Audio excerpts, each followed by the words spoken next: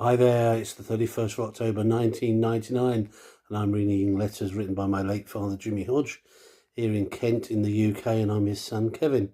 Quite a full day today it was for Jimmy at the end of the month, and so I'll be trying to be as quick as I can.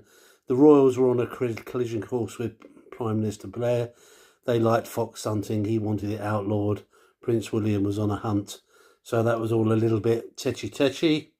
The Queen was in the news today. She wanted people to give up an hour of their salary on the last day of the millennium, and she apparently at that time, it was something like £4,000 an hour.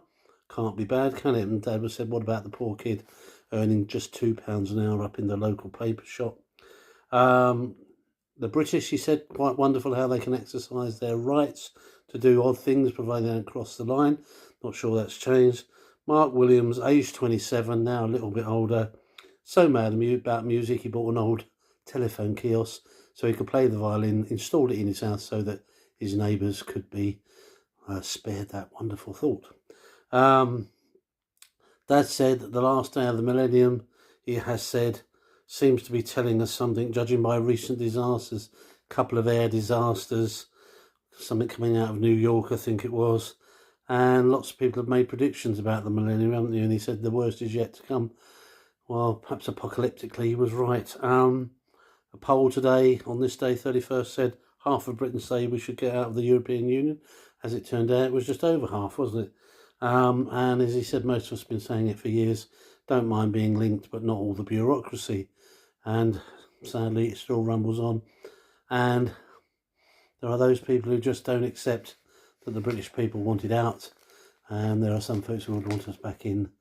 And I won't say which way I am, so, but you know. It said there are now 60 days to the millennium. What shall I do then? Dad said. And this is the last PS. A Plymouth woman, Kate Faraday, is going to trek across 400 miles of highlands in Ethiopia in aid of street kids next month. She was accompanied by her miniature poodle, Judy. So I wonder if you ever did that. So if you're still around, Kate Faraday, let us know. Okay. Last day of October.